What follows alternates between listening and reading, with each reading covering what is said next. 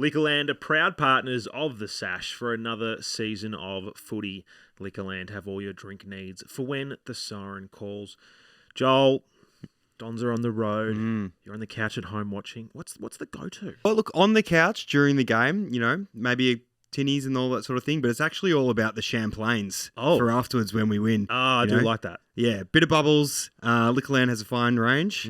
But yeah, the champagnes, that's where it's all at. Do love a champagne. Pop into your local Liquorland today and pick up all your favourite drinks. Liquorland, from the land you love. Please drink responsibly. Ricky leaves the Eagles wanting. Red Dog shows us why he simply must sign. Ridley continues his stellar form. And a professional Dons outfit get the job done over the Eagles. This is The Sash, definitely not the official podcast of the Essendon Football Club. I'm your host, Rob, here with you as always. Joining me in studio is Joel and Jesse. Jesse, hello, mate. G'day. I have some hot news to drop. I won't yet, though. Ooh. We will get to it, but I've got some extraordinarily hot news. This is great media work by teasing something to keep people engaged. Yep. I like this, Jesse. After the break. Yep, after the break in an hour's time. Joel, hello. Hello, Rob. How are you? I'm good. I'm calm. I've had a very calmed weekend. Yep. Where there was only a very brief window where I thought that Essendon were going to lose. Yep. But that window moved past very quickly, and I remained calm for the rest of the evening. What about you? I was really excited to watch the footy on Saturday night. Actually, got the fireplace cranking, which was the first time in the season. Ooh, lovely. That, which was fantastic. Love and, that. You're right. Was just content the whole way through. Calm's a good way to describe it. It's just we spoke about it on Thursday. A lot of worries going into a game like that over in the West. Essendon of old. That's a danger game, real danger game. But to see us walk away with a scrappy win was great. Yeah, Jesse, nice. What do you think? Firstly, can't wait to have a house with a fireplace. I'm really looking forward to that. Come on over. One day. I will. Thank you. Look, I think the way that Brad described it, professional, is probably the best way to look at the way the game is played. I had no real surprise as to how West Coast came out. They had a lot of good inclusions. They were playing with fire in their belly. And to be fair, I mean, I haven't watched a whole lot of their games, but I would have to say that probably would have been one of the better games they've played all year. Yep. And by all means, they looked pretty good over the weekend. They challenged us. They moved the ball well. They, certainly for the first 2.5 quarters, definitely, I was watching on and off just because it was one of those games I knew maybe Brad Pitt money balling would be a better way of managing my stress levels. Yeah, that's fair. And I just saw it was a bit of an arm wrestle, toing and froing. So I thought probably a good thing watching this one on the replay in the end. Yep. But no, good win. 50 points. I mean, the one thing that just is synonymous to any time Essendon plays football is it's always about the opposition team. And you know what? It's not the worst thing ever teams not or the commentary not being on us, because it just means that the focus isn't on us. Teams aren't breaking down our game plan or anything like that. But definitely very questionable commentary. Yeah, we'll get to that in a bit. We definitely weren't the story coming in, nor is this game a story coming out of it. If you've watched, any of the later part of the weekend or Monday programs, not a word. Because it's not a story. It isn't a story. We came over there, did the job we had to do. Yep. We soundly beat them. We won by 50 points. Could have been more, could have been a bit less, but it was a very comfortable win. Yep. And you know what? That's great. I'm happy that there isn't a story, because if we came out of this heroically winning by a point again, or we lost, then it's a story. But this isn't a story. We just go, tick that off. Got a nice win, a very big win for us over there. Saw some people online upset we didn't win by 100 points. If you said to me at the start of the season we'd beat West Coast by 50, I'd say happily take that. We'll definitely take that. You mentioned Brad Scott.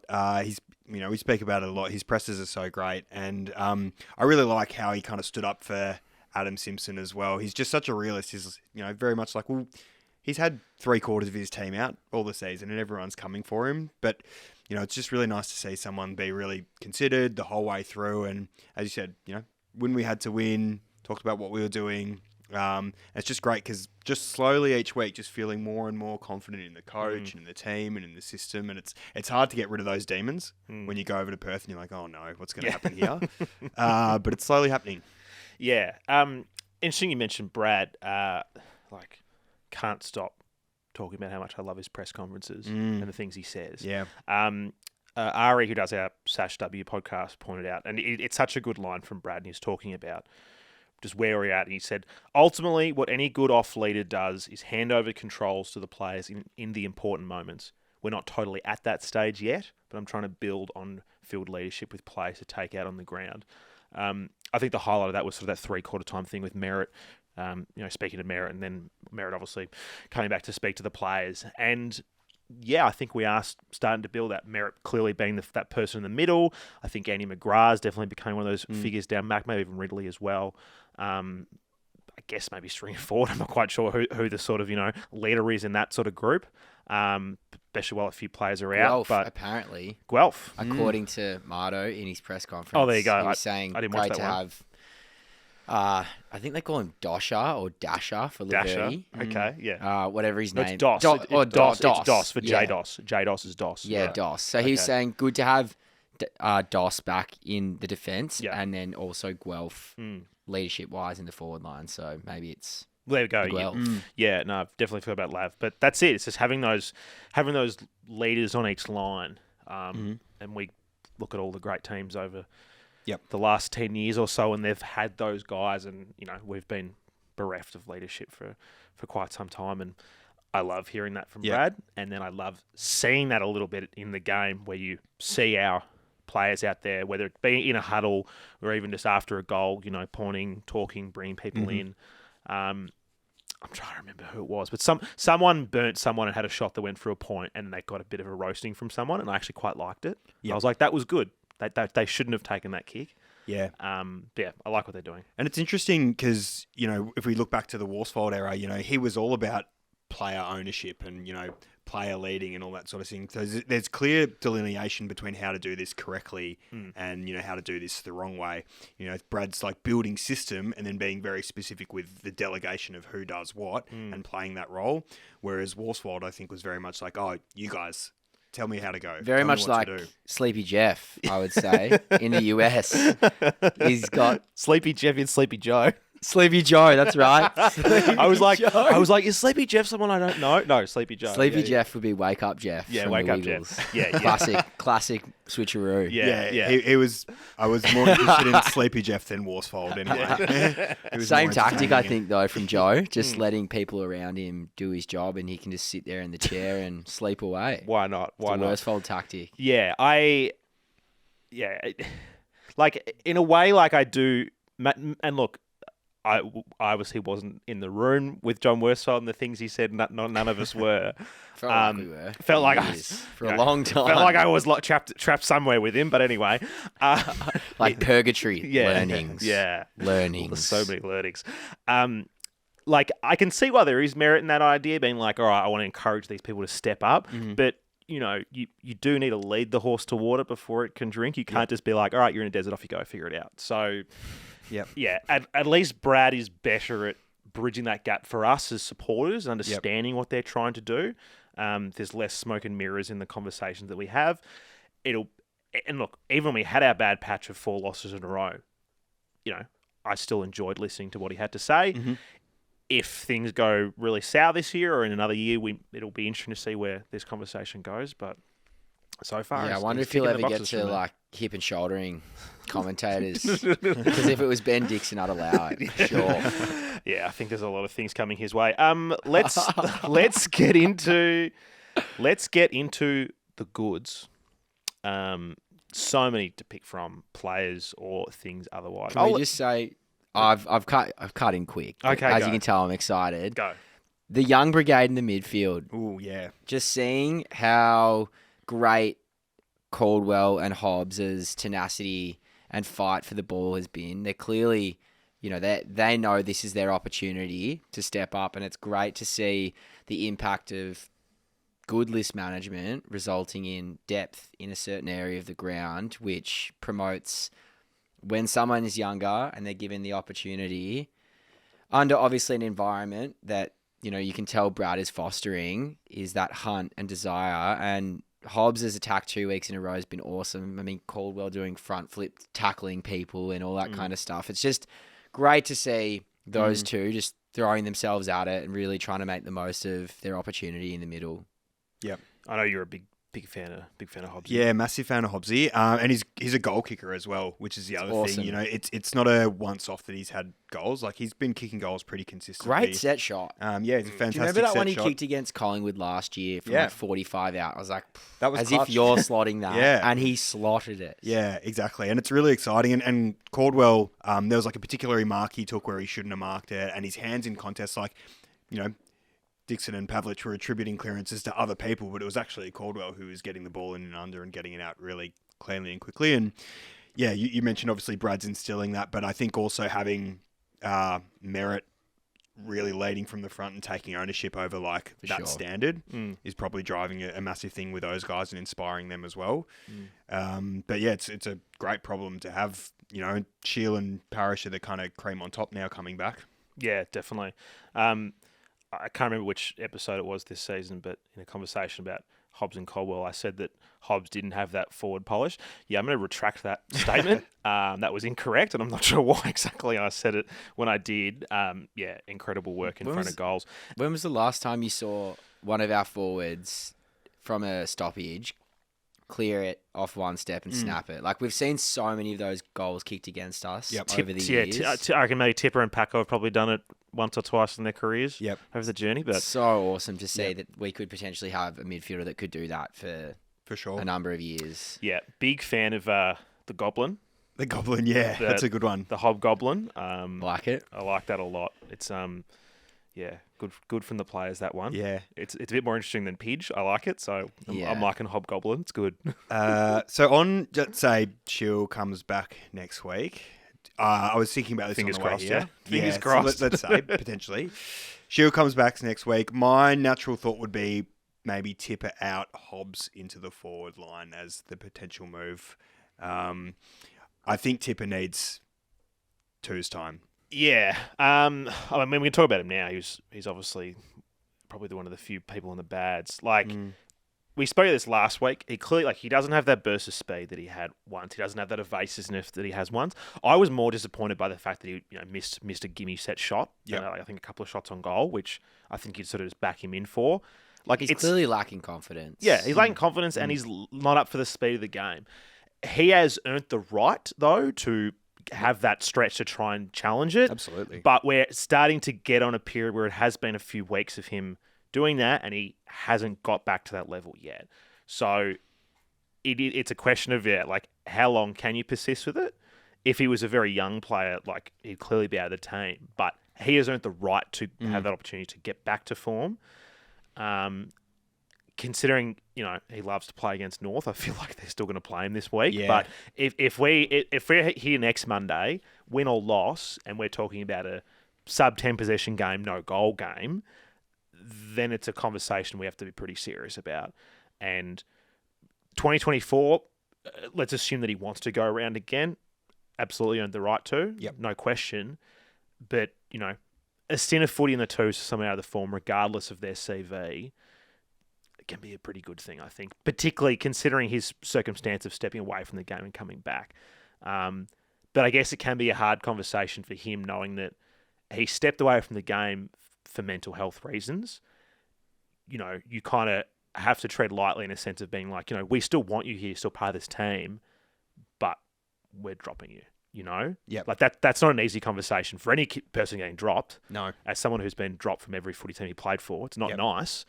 But this is a special circumstance for someone who, like I said, has earned the right to be in that team sheet. But we're getting to that point where it's like something needs to happen. Yeah. It's a lot different though if he kicks both those goals. We wouldn't be having any conversation That's about correct. him. Absolutely. And I guess that's the that's your job as a small forward. You're only going to touch the ball at the very most maybe 13, 14 times. And you need to be having a pretty big impact on the scoreboard as a result of those touches.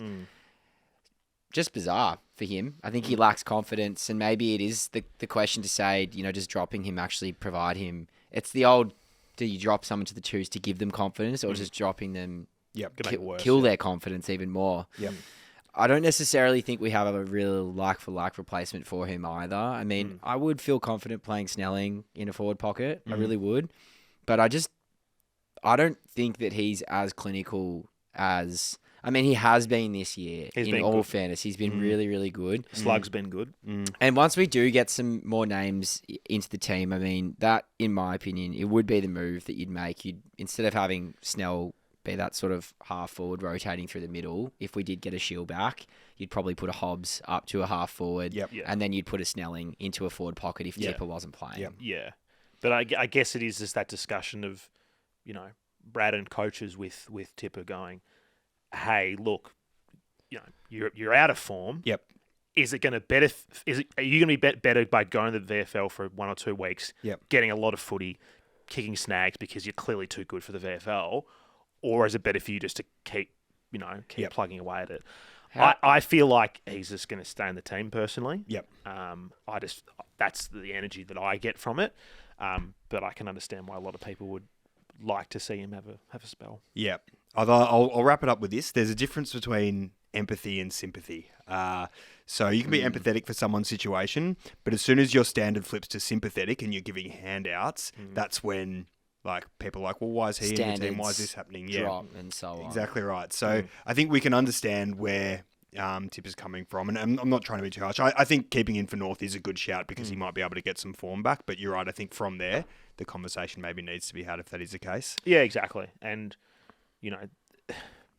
we're in the middle of the season. If we were at the very point of the season, we were playing a final next week, this is a very different conversation. But we are in a point of the season that is, it is a development year. Even though we're hoping to get into finals and win finals this season, it is still technically a development year for the first-year coach. Yep. And this is part of a thing with Brad and the coaching panel and also Tipper that is he just coming back for this year? Is he going to play on next year? Look, I listened to the podcast I did with Andy McGrath, but I don't think they actually did speak about that unless I've forgotten about it. And apologies if I have. But I don't think he's confirmed for 2024 as it stands. So, as far as development's concerned, though, I've been crying out for ADJ to play in the VFL for a while, and I could see a really nice situation where Tipper goes back into the VFL and spends time developing players like ADJ and Mankara, given his relationship and Tex with all of those Indigenous boys. There could be some serious value if it is a development year to, instead of having Tipper in the team as a formula for success, is putting him back into an environment where on a match day basis, he can coach players in that team, which at the moment look like they need a bit of love. Like I've seen Mankara Tex for the year, and it just, I feel like their development probably hasn't come on as quickly as what I probably would have come to expect.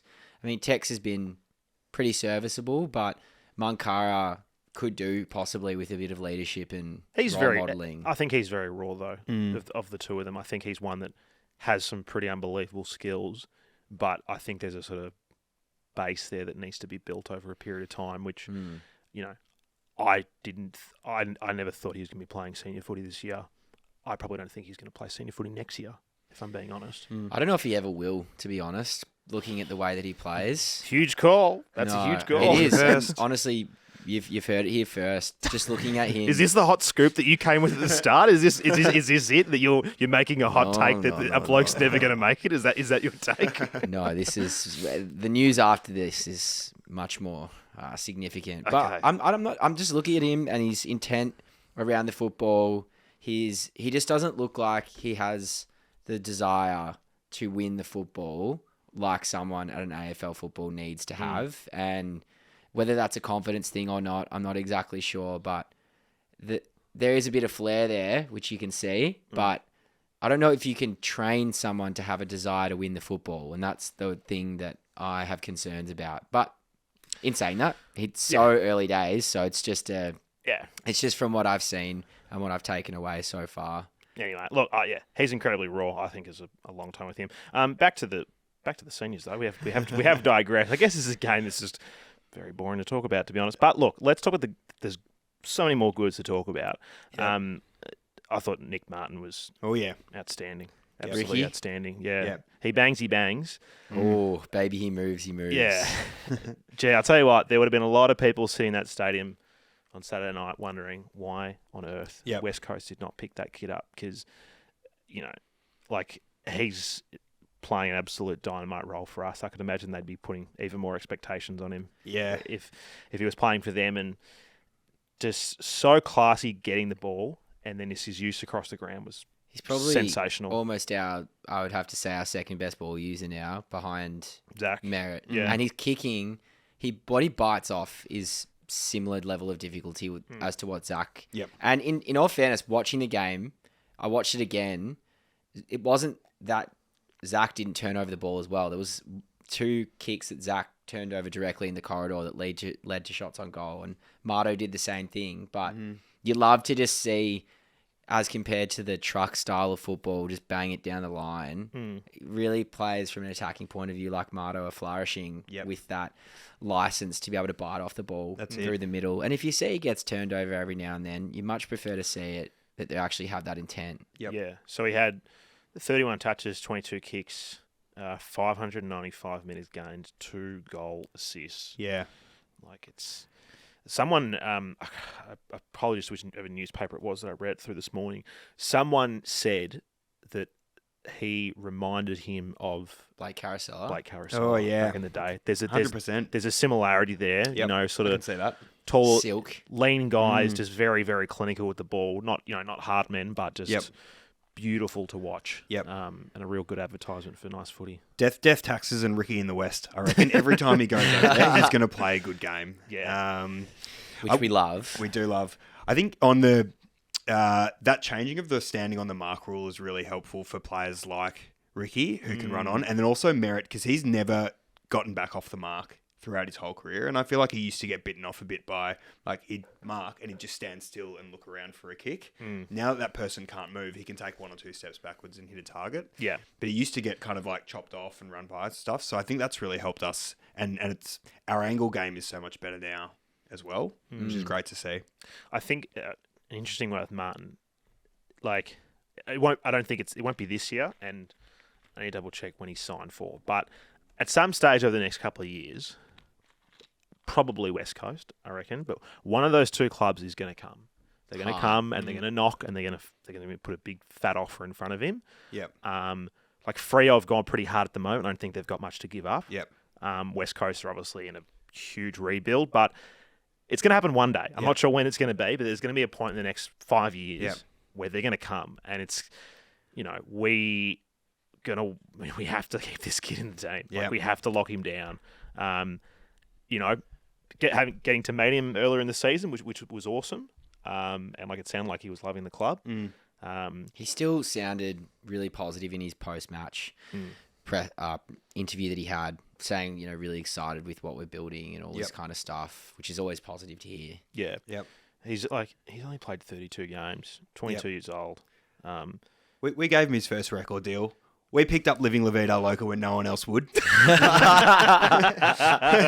got to be something in that. Yeah, exactly. Well, surely he owes us for when he's there in September singing the Cup of Life, okay? He owes us. Right. That's right. Yeah. Surely he doesn't go back to West Coast if we didn't pick him up, though. You'd have a bad taste in your mouth. Yeah. It Well, would have to success only breeds be it as well. Freo. Correct. It's the same with Redmond. It's the same with Parish. If there's a flag on the horizon, or if they're buying in, that impacts the decision significantly. And you know what the positive thing is that he was a Collingwood fan. He's not a West Coast or a Freo fan. Oh, that's great. He loves Pendlebury. So heaven forbid he ends up in black and white, but don't say it. Yeah. Ever. I'll burn this suburb to the ground if that happens. But yeah, heaven forbid that occurs. But yeah, I don't feel like there's that I dreamed of playing for the Eagles sort of thing. I don't feel like that's there for him. Yep. So he was awesome. Who else was awesome? The skipper. as we were talking about. So good. 10 coaches votes back to back Really? for him. Poor Marto, he just can't get it best on ground. But I do think it was probably fair that Zachy got that again. Yep. Huge 2 weeks considering who he has been in the midfield with. You know, the 3 other experienced heads. Yep. Obviously, you know, Dylan, Darcy and Will not there. And, yeah, don't get me wrong, Jai and Hobbsy and Co have been great. But, you know, this has been a bit of a, you know, coming of the captain. Absolutely. Couple of weeks, you know. Yeah, very much captain's games. And as you were saying earlier, from a leadership perspective, it's just so great to see because, you know, you get put on someone's back, you know, and driven forward, or someone sets a standard across kicking, tackling, chasing, you know, holding a line together, and everyone lifts. And it happens again and again and again, and everyone continues to lift. It's just awesome to see. And yeah, as you mentioned, that chat with Scotty at 3/4 time, and then him coming out and having a fantastic last quarter. It's just great to see that he's reveling in that style of leadership as well. And I think Scott mentioned at the end of last week's game that he didn't know, he thought Merrett was a good player, but he didn't realise how good a player he was. I feel like I've kind of re-bought into him as well. Yeah. Like there was times last year where it was like, oh, I guess Merrett's the natural choice for captain because who else would it be? He was just lacking, and I've said this for a few years on this pod, he was just lacking 2014 BNF defensive acts. Yep. And that's what really I was impressed by early in his career, and he's brought that back into his game. I think this is the best version of Merrett we've ever seen, to be very honest with you, over the past 2 weeks. He's never played more scintillating football from an attacking point of view, but his defensive acts standing up as captain, he's really living and breathing the mantra that Brad's... I mean, I think he's if he keeps playing like this, he's definitely All-Australian again this year, which is huge. Yeah, exactly. That'll be his third All-Australian. Yep. I don't know if have we ever had, is Hurdy the only mid that we've ever had to go 3? I don't even know if he has. I'm just guessing he's probably the only one. Job have? Job Maybe only must 2. have. Mark McCurry, maybe. I mean, I don't know. I'm not very good at remembering who made All-Australians and what year. But, yeah, there's actually McCurry only did once. There's a level where he's going, Zach, that I might not have thought there was another level. And yeah, it seems like that he's going there. When he'll go from being Job did 2 times, by the way. When he'll go from being a good Essendon player to a great Essendon player is when he puts in one of those stints in a final. Yep, that's kind of he where wins us a final. Yeah, that's kind of it. That's yeah. Seriously. Yeah, some good faces for the YouTube there. Yeah. Grown men just. Can I just getting into a say, microphone. I was listening to Access All Areas this morning, and they redid the draft. I forget who was in the draft, and Michael Hurley was pick 5 in that draft.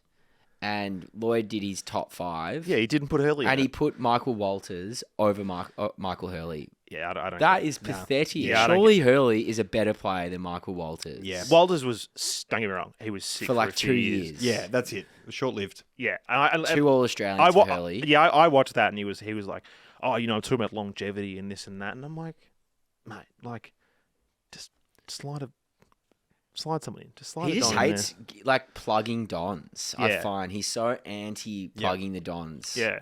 Which I can understand, but like, come on, mate. Yeah. Give us something. Yeah. I mean, again, digressing from the game.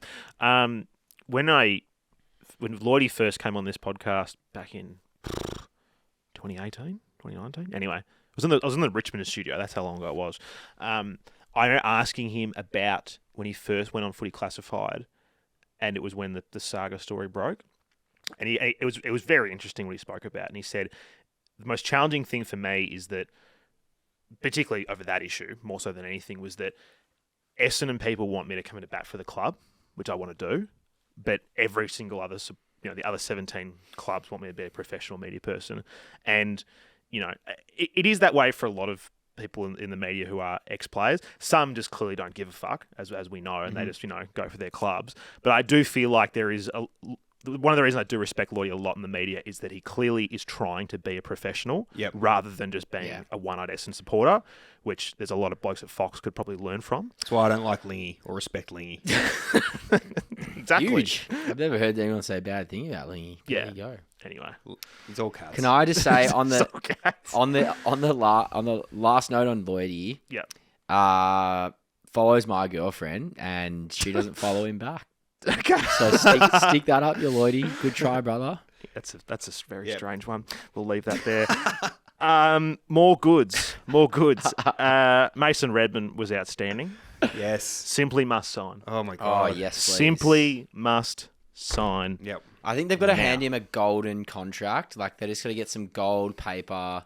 Doesn't mean that it's a lot of money, but just it might help presenting it nicely. Yeah, I saw a few people online talking about how I think it must have been David King or someone.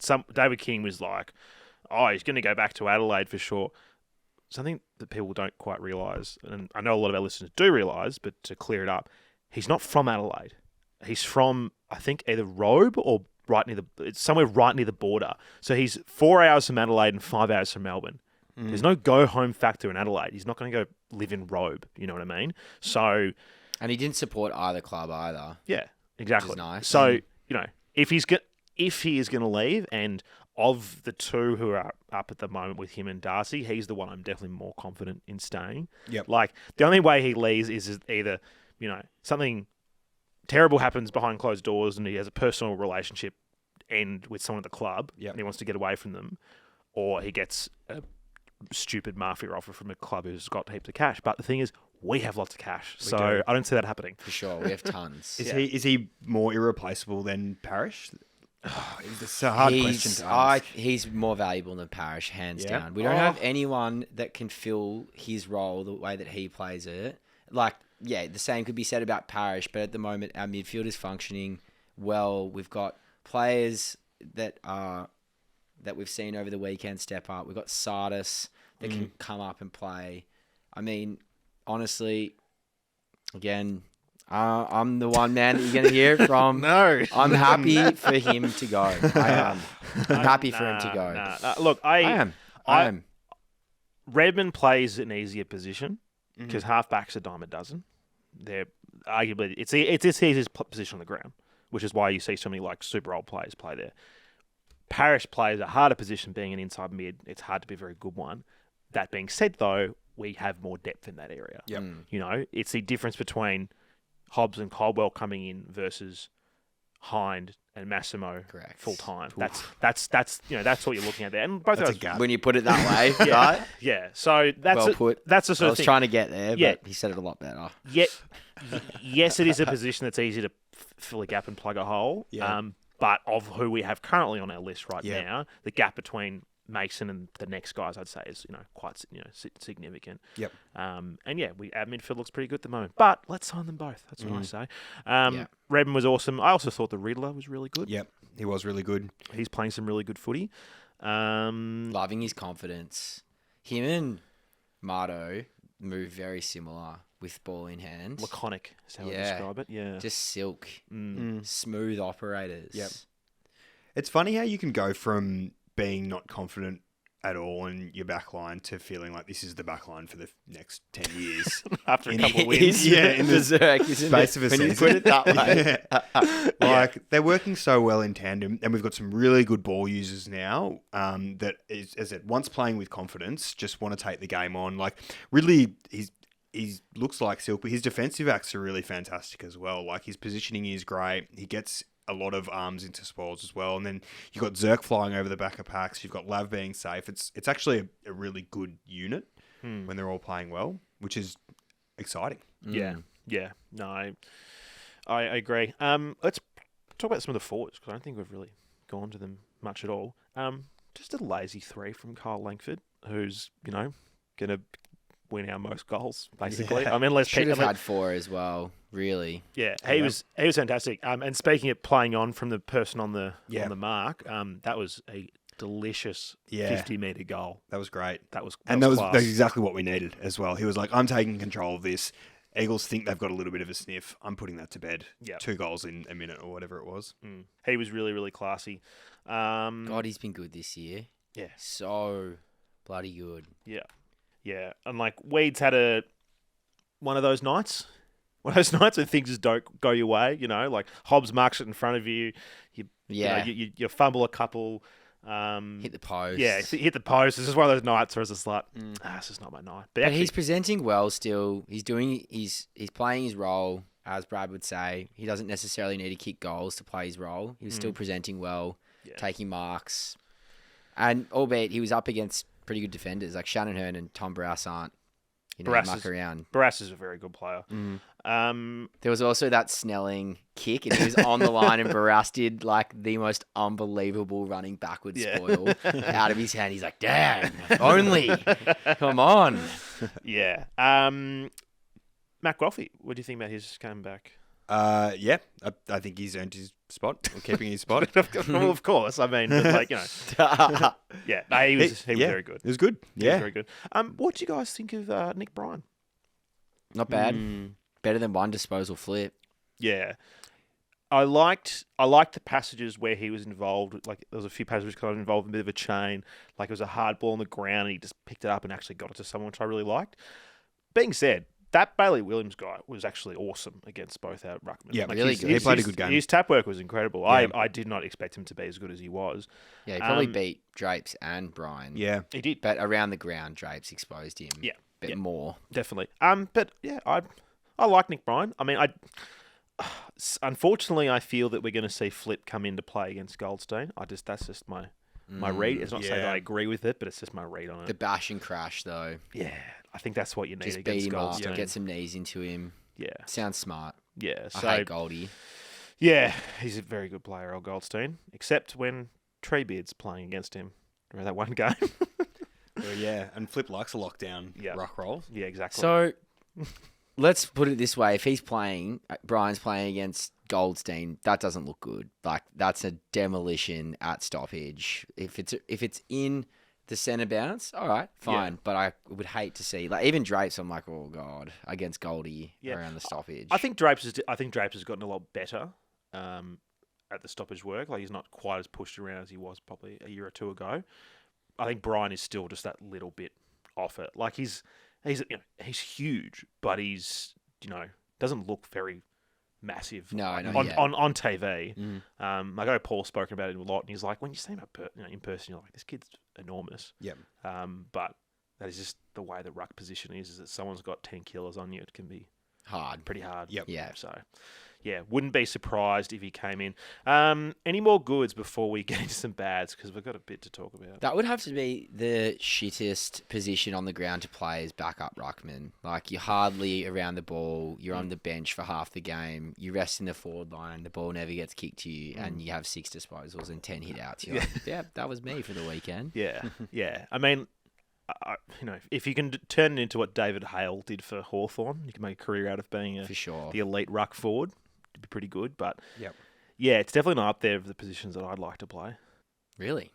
I could see you as a second ruck. You liked a bit of time on the bench, didn't you? I love sitting on the bench where I played my best football. Keeping my butt warm. All right, if we're not doing any more goods, let's get into some bads. We spoke about Tippa earlier, so we don't have to touch about that. Let's talk about the commentary. Oh, It is... So,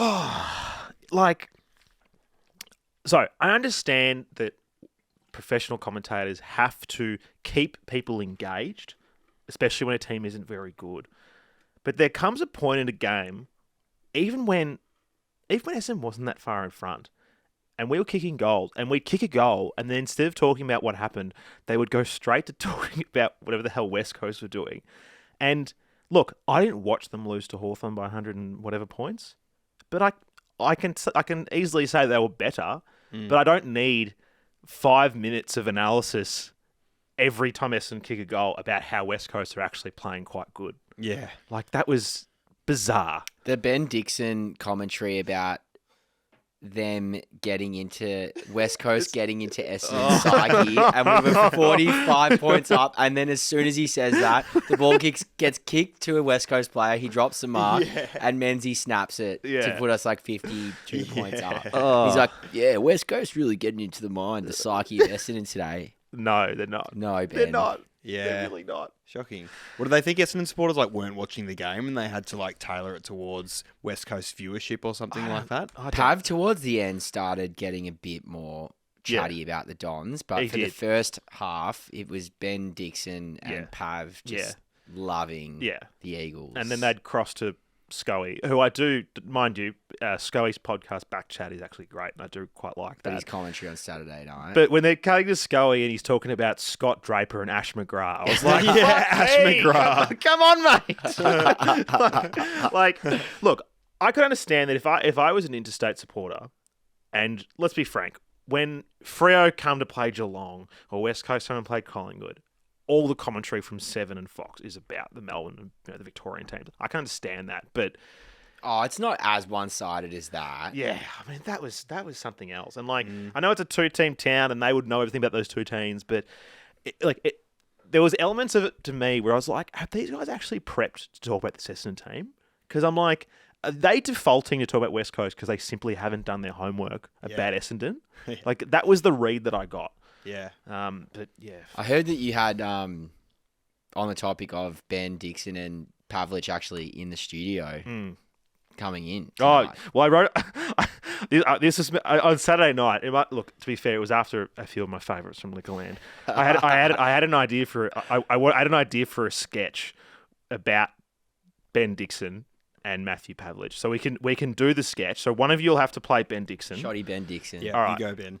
I think I do a better part anyway. You've only got a couple. You've only got a couple of lines. So this is so yeah, for the listeners, this is a radio play that we're gonna do. Maybe this is the new direction of the Sash. I'm not quite sure.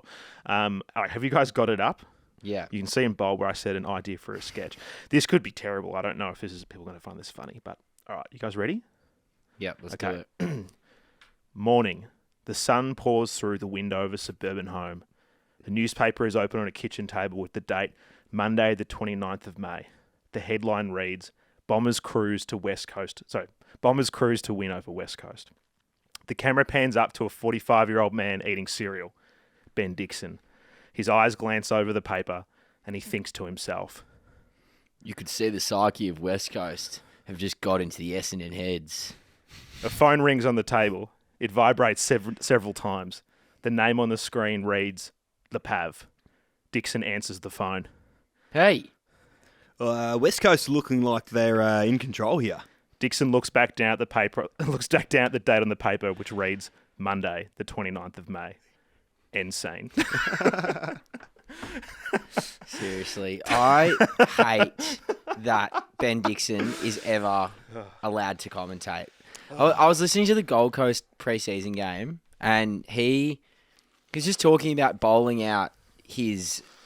I think it's Charlie. Is it Charlie Constable? Who's it plays? Yeah. Is it Charlie Constable that plays for Gold Coast? That's who plays for Gold Coast. Yeah. And he's like, yeah, my daughter's dating him, and I bowled him out. You can't really play off spin. Yeah. Look, I'm sure he'll have his response on Bounce next week. On Bounce. Let's not say it all. Let's go to a couple of hot takes before we have a break. Some people last week said that hot takes ran for too long, so this will be short this week. Grab your headphones there, fellas, if you want to listen. Yours are just down there. Jesse, chuck them on. We've got a couple to listen to. Just the three I've gone with this evening. Keep it short and sweet. Yep. All right, let's get it ready. Derek's ready to ride the volume there, so it's not too bad. All right, first one's from Antonio. Thank you, Antonio. G'day, fellas. Great win yesterday. Against a team that was coming at us pretty hard the whole game. It was good to see the boys gel together and win by a decent margin. Under recent times, under Woosher or Truck, we probably would have rolled over and died, but we didn't do that. So great game from all the boys. Too many to mention. Redman, Martin, Merrett, arguably in all Australian form. Langers, McGrath, Ridley, everyone just played a great role. Don't know who's got the credit card at Essendon, but we need to tap that bloody credit card. Get Red Dog a new contract. Same as Parrish, because one can only imagine how dangerous we should be once we have a full team ready to go. So, great win from the boys, and we go again next week. Up the fucking plains. Very good, very good. I do like to imagine Dave Barham has a red and black credit card, and Brad's got one You'd as hope well. so. Yeah, The red and black Amex. yeah, that's it. How about the news about Poida? Is this 2 metres Suda. Is this your big scoop? Is this No, what it's coming not. in? It's Okay. not yet. But have you seen the news that he's a possibility to play against North? What? Insane. Yeah, It's so- Mahoney said that. He said that he's You're kidding. What did he say? He's banging down the door and he's a chance to play against North. Oh, Who's banging down the door? Banging it. Let me in. Let me in. fee-fi-fo-fum. Yeah, and as if he's banging the door, like his hand wouldn't reach the door. Like he'd be up on the roof, smacking the He's timber. banging my roof. Yeah. Yeah, crazy to think that someone listed as 3 to 5 weeks on the injury list is potentially available next week. And also crazy to think that earthquake last night was Peter Wright banging down the door. Banging down the door. Yeah, exactly. Three. Look, I mean, Sunbury, pretty close to Talla. It's not too far. Yep. Does anyone know where Peter Wright was at 11:54 p.m. last night? Because he could have been banging a door down. Could have been banging a door down. Well, if he's anything like Clayton Oliver during his rehab, he was at the pokies. I don't know if you saw that photo. I did. Very. And apparently he's right. Yeah. It worked. Whatever he's doing at the pokies, Yeah. he's right to go. Yeah. Straight Shortest hamstring of all time. Yeah. Crazy to think he'll be back. Like it's because it's not a soft tissue injury, hamstring, calf, something like that. It is a bit different with this sort of thing. As someone who dislocated a shoulder 7 or 8 times before he had to have it surgically corrected, Sheesh. I would always err on the side of caution with something like this, but I was a stupid 20-year-old who didn't rehab properly and would go out on the piss every weekend. So Smart. Yep. bit different between me and Peter. I was about to say, it wasn't playing footy where you dislocated your shoulder the most, from what I know. Yeah, well, things happen. Next one's from Shauno. Thanks, Shauno. Hey boys, Shauno here. I had the pleasure of watching the Bombers put in a very professional performance down at Optus last night.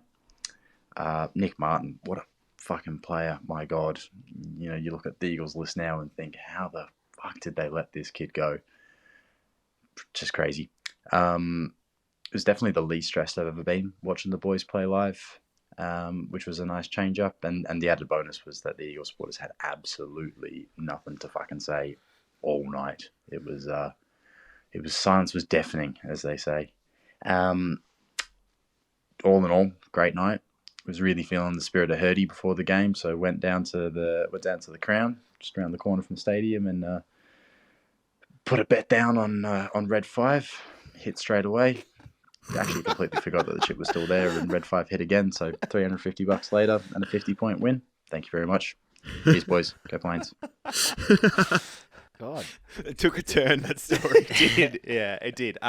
Love that, Shauno. Glad to hear you're successful and you channeled the spirit of Hurdy there. Must be grim being an Essendon supporter in Perth. I couldn't imagine. You wouldn't even really want to go to the game, but you'd have to go because you don't ever get to see him play live, and we just never win. Yeah, It'd be so grim. yeah. But I could imagine that the WA Bombers would have celebrated pretty hard. On Saturday night. I'm sure they'd have plenty of friends and family who go for the Eagles. They'd want to just tip on. I reckon the second half of that story is he went back to the casino with that 350, put it on Red 5, and lost all his money. Could happen. And our great friend Lurker sent one through. We'll wrap it with Lurker. We love Lurker's work. This is a pretty funny one. Thanks, mate. Those wascally West Coast Weagles wanted redemption. We weren't wavering. We wanted the win. We walloped them really well. Welcome to the wooden spoon, wankers. P.S. It's great to have Guelphy back. Rate it. Pretty So good. who we're thinking? He's got to be a journo. He definitely writes journo? like a journo. No. I'm plugging journo. Nah, well, I'm thinking like singer-songwriter. That's Okay. I'm- Ooh. yeah. All right. Yeah. Okay. Yeah, that's it. Or as Mert said, lives in his mum's basement. It's one off. Yeah. Sounds like the It's Don's footy baby guy, kind of. Yeah, it could be him. I don't think it is. Is the great man. But maybe. I mean, that'd be pretty funny though if he's just been doing that and he hasn't told me. That could be. Yeah. that could be- Alias. Yeah. yeah, that could be possible, but I don't know. Mm. Is it Lockie Hume? I'm not sure. Humi? Yeah, Is it you? Lockie? If you're listening, is that you? It could be. All right. You guys ready for the big news? All Oh, right. yeah. Give us the big news. We're gonna go to Paul. We're gonna go to Oh. Paul in a minute. So what do you got? So apparently, Oh, okay. Apparently, Bailey Smith was seen leaving the hangar Bailey last Smith, week. Oh. as in Bailey Smith, as in one of the hottest footballers Yes. in the AFL, was leaving the hangar, Oh. looking hot. So you're saying that Bailey Smith's going to come to Essendon? I'm not Interesting. saying anything other than apparently a big dog at Windy Hill. Okay. So my dad's partner's dad. This is getting worse and worse. as it No, keeps going. no. Just listen, it's simple. My brother's alright? cousin's uncle Just Bob because, saw him. just Don't worry. because dad's mentioned twice, it's not confusing. Source, alright? trust me, bro. So his Yeah, partner's dad, he's like big up at the football club in Right. Windy Hill. Like he's like Yeah. part of like the Windy Hill President's Club Yeah. or whatever okay. it is. All right. Sure. The Anyway. Illuminati. Yeah, okay. Apparently Bailey Smith was seen leaving the club last week. Sure. Is this- Surely he's dropping off some keys or something like that Is to this- someone. For what reason? Is this a Donspiracy? Is that what you're saying here?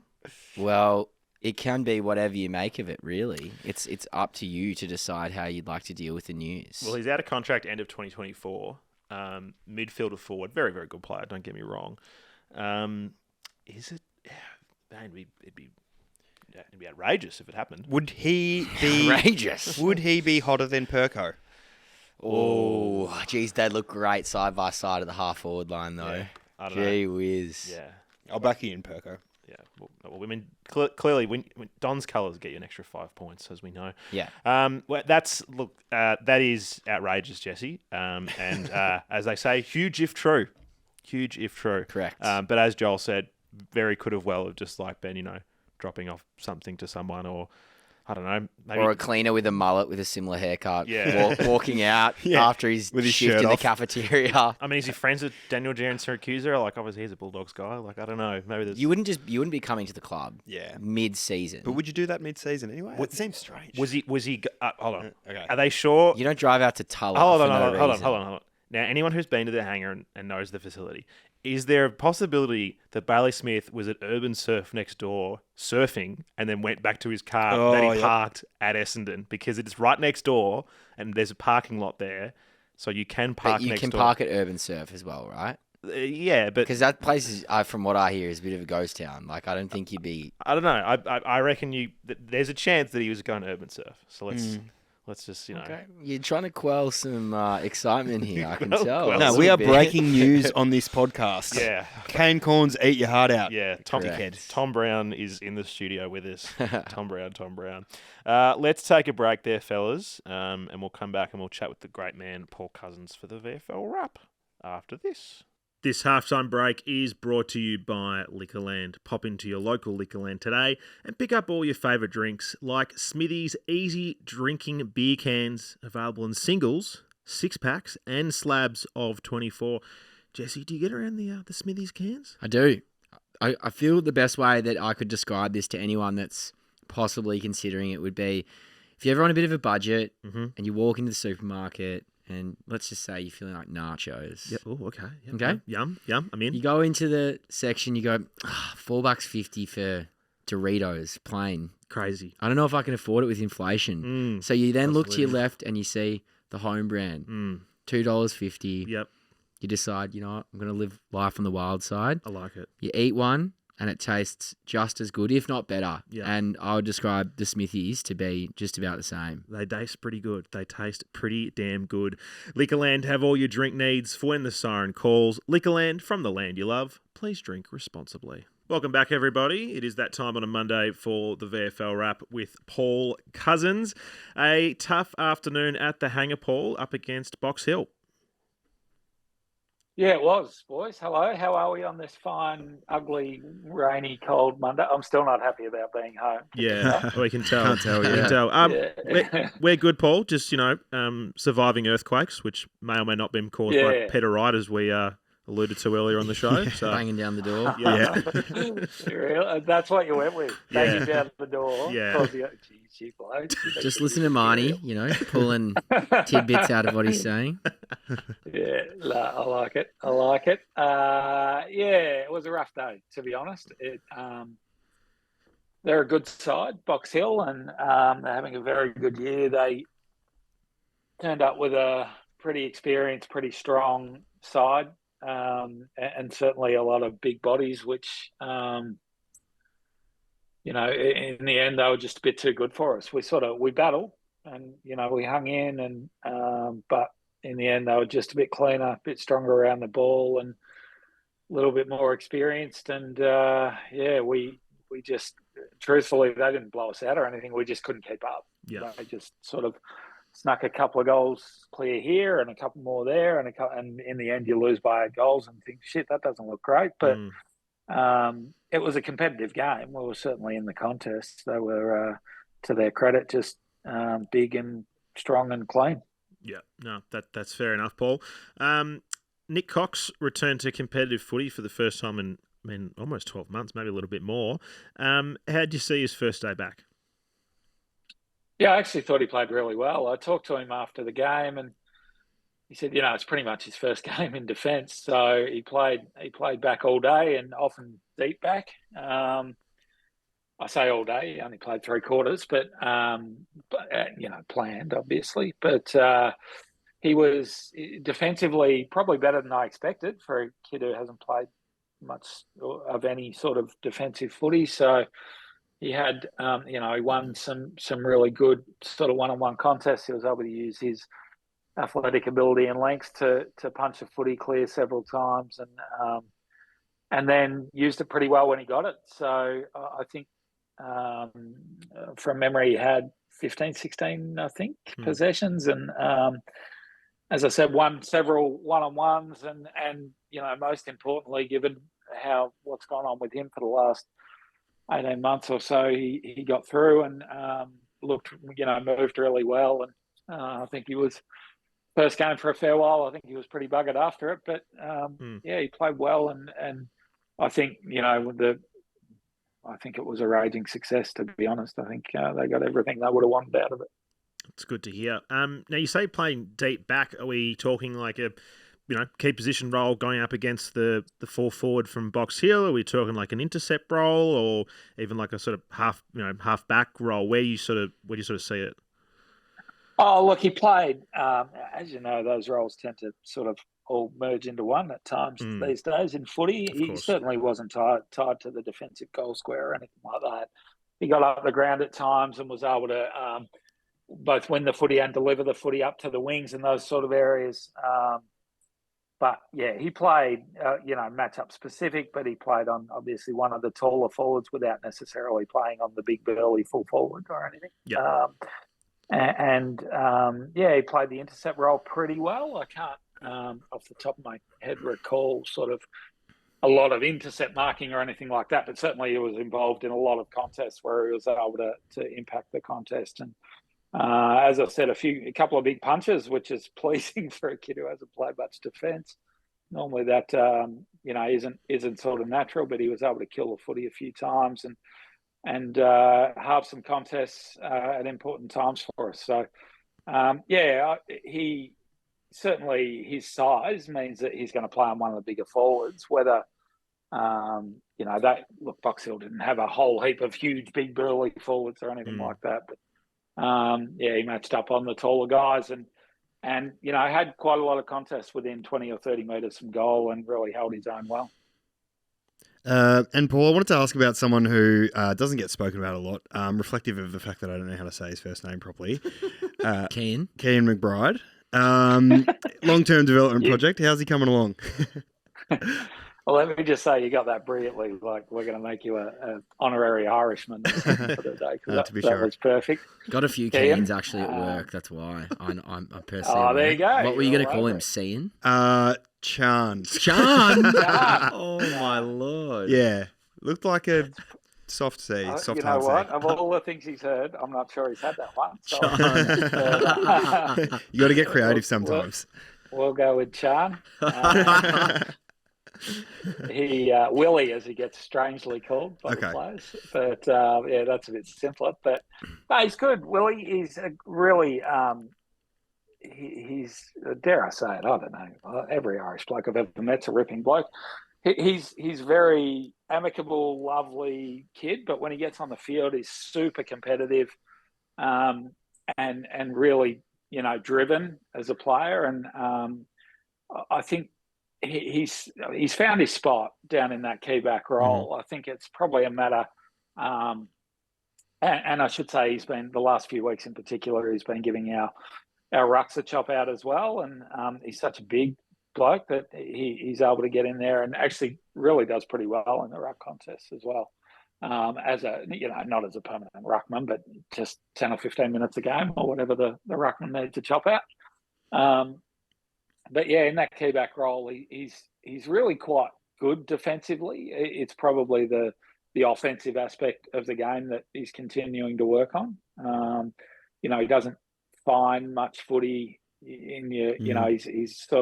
He's never going to be Jordan Ridley racking up 25 and 30 as a big defender. He's more your sort of lockdown, nullify the opponent type, and he's been going really well in that.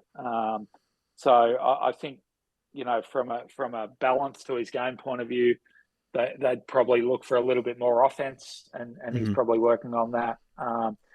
But he's a really big kid. He's strong and he's super keen to learn. So he continues to develop, and hopefully, as the season, he's had a bit of an interrupted season as well, and had a very interrupted pre-season. He only started about a week before the season started. So it's to his credit that he's been able to be fit enough to actually get going, because he literally, I think, first time he got onto the track was, I think, the week before our round one. So, or got properly onto the track, with full training. So, he's come off a pretty interrupted pre-season, and then actually got suspended for a couple of weeks during the season as well. So, which, we don't encourage, but a bit of hardness. He's a bit hard nut. Love a bit of Irish rough and tumble.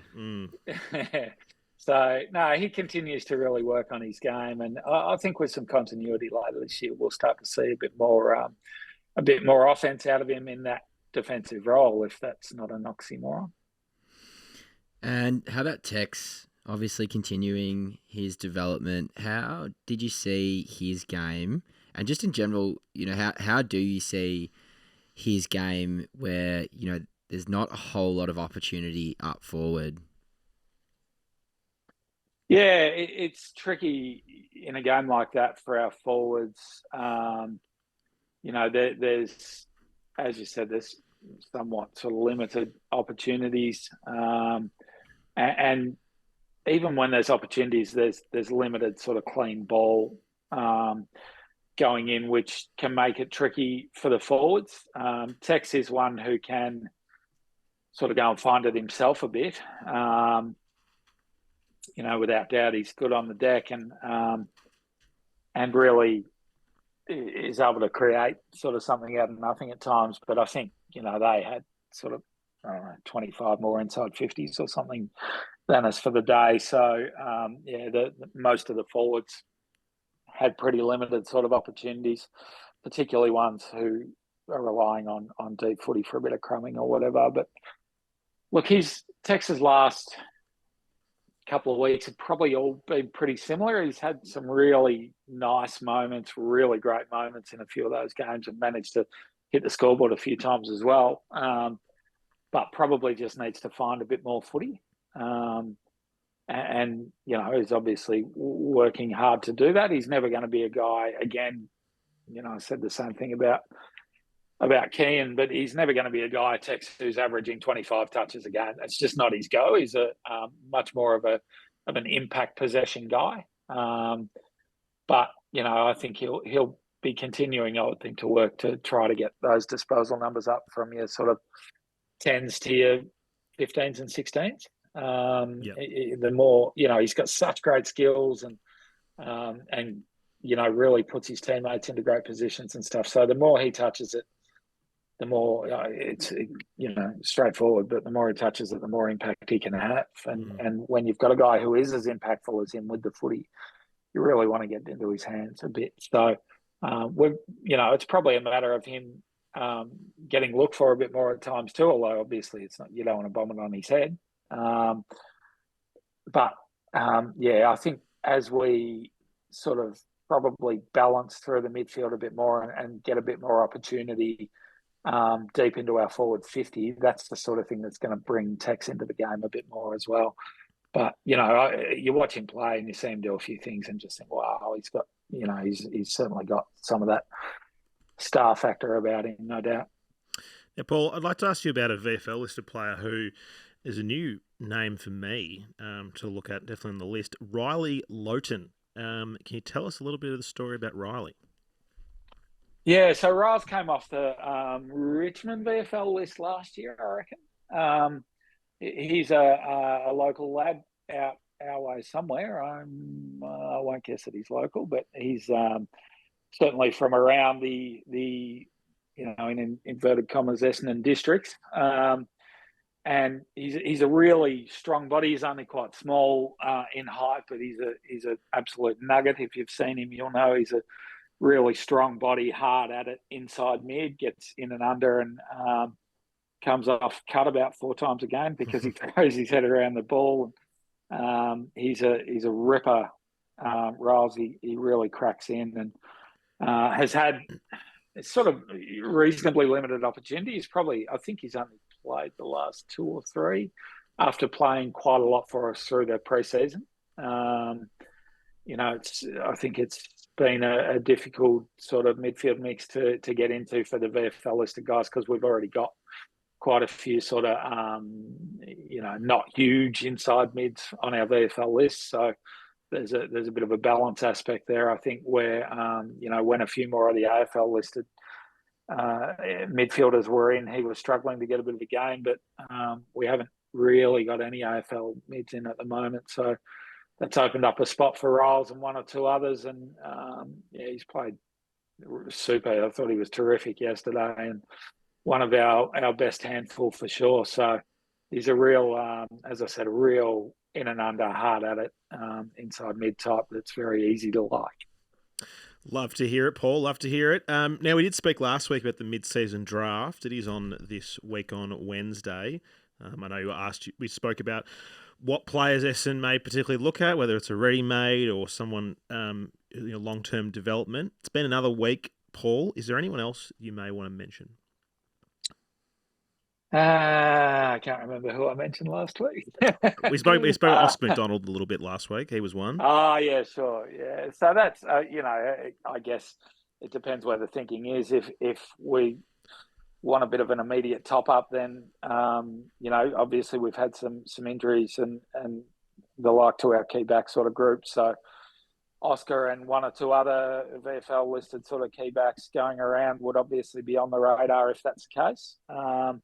From our club's point of view, I think Jack Cleaver, after coming over from WA, has had a really good sort of month. He played I can't remember what they call it, maybe the Rising Stars games or something like Young Guns, I reckon, games that they play with the VFL and a few of the top-age TAC kids and that play as well. And he was terrific, I'm told, in those games. Has come back, and last week in particular was really good for us. So he's a good, he's not a key position size, but he's a good, strong sort of mid-sized back option that might get a bit of a look in. And Joel Fitzgerald's one who was pretty stiff not to get drafted in his year. He's a sort of 6'3"-ish, rangy kind of halfback type.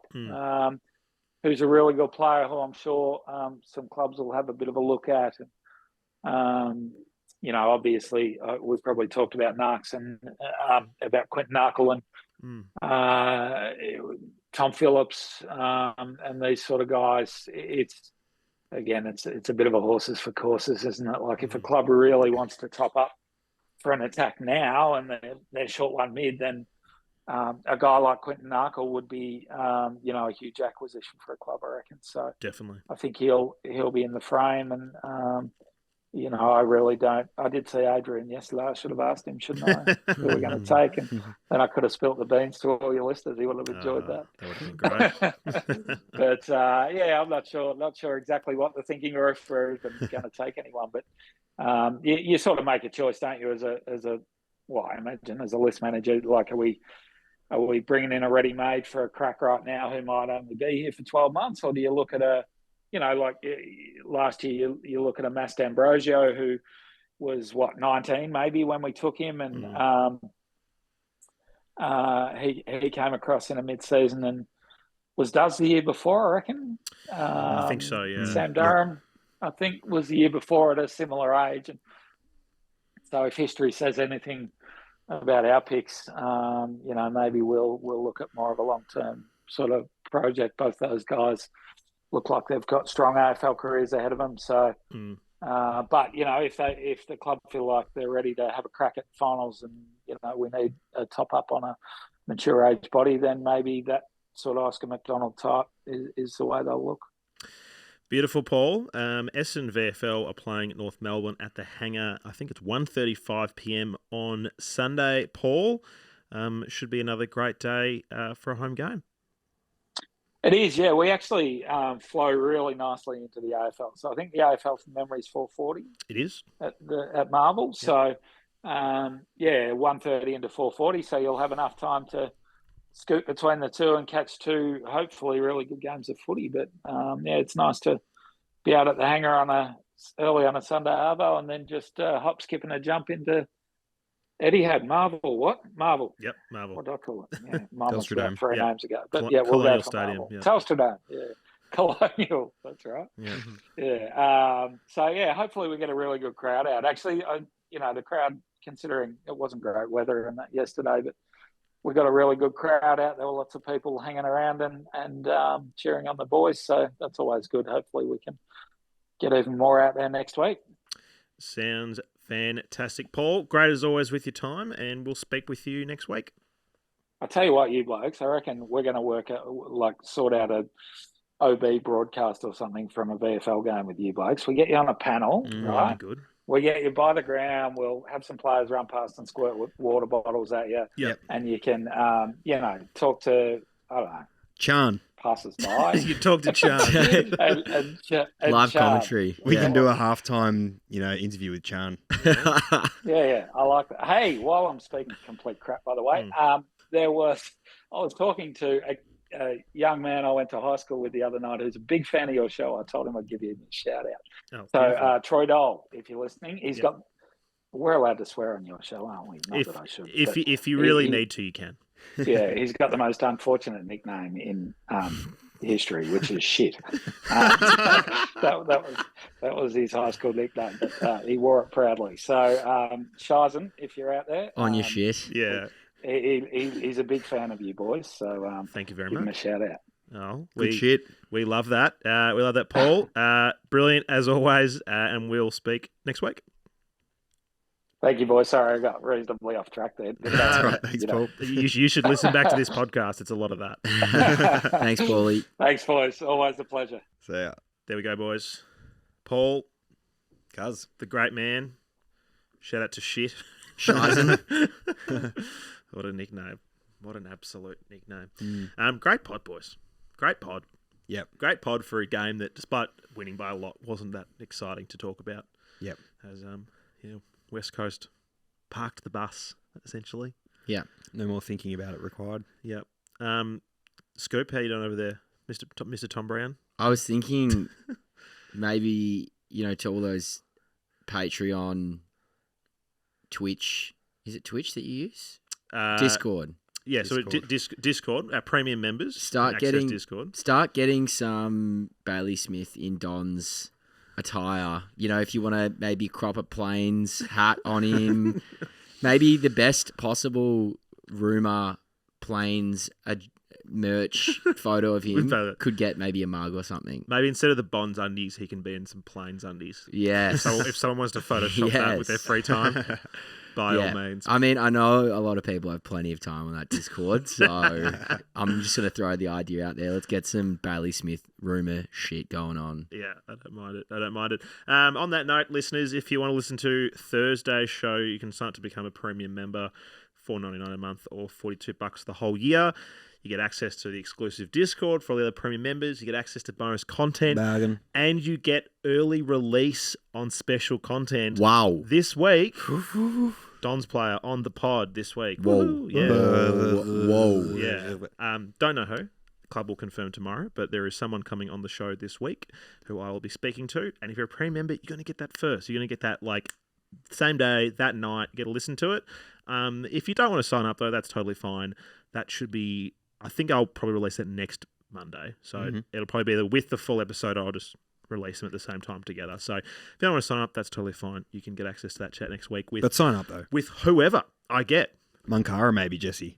Maybe Shan or whatever you called him. Shan and Munkara. Yeah. Chan. Double team. I believe it was actually Chan, the Chinese exchange student playing football at the hangar. And he's damn good. Yeah. Huge as well. Looks very damn Irish. He's damn good.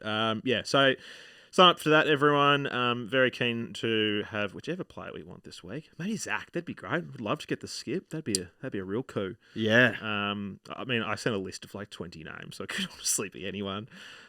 Could be a coach potentially, not Brad, but maybe one of the assistants. They're on the list. Really? That would be nice. Yeah, well, I don't know. I thought something different. I'm like, I don't know, Blake or Gio. If they want to have a chat, that'd be quite good. Yep. We can ask him about Bailey Smith if it's Gio. Ask him about Bailey Smith, yeah. He was cited. Have you seen him? Imagine that though. Imagine that if I spent to say Gio. He's like, oh yeah, no, he lives down the road from me, and he kicked his footy over my fence, and I just gave it back to him. Something like that, like something really minor.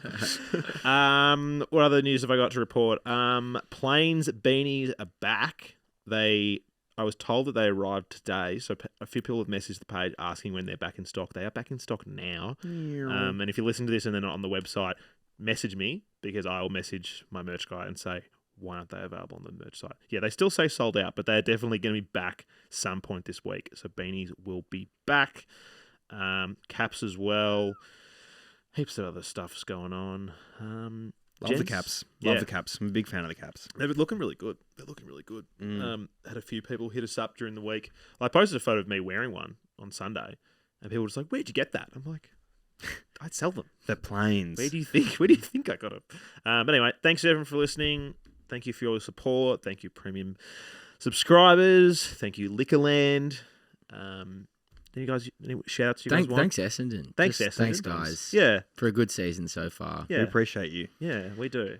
I mean, if the club didn't exist, neither would the podcast. So thanks to that. Thanks to Derek, who's over there pushing the buttons in the corner. Good man. Shout out to you guys. Anything else you want to shout out? Yeah, shit. Thanks to shit for listening, obviously, and loving it. Yep. Shout out to me getting to futsal late because this post end show has gone for far too long. I don't think anyone's listening anymore. So I'm out. Yeah. See you later. All right. Thanks, everyone. Go Dons. Go Dons. Bye. Bye. Thanks for listening to this episode of The Sash, and thanks to Liquorland, who are proud partners of the show. Liquorland, have all your drink needs for when the siren calls. Liquorland, from the land you love. Please drink responsibly.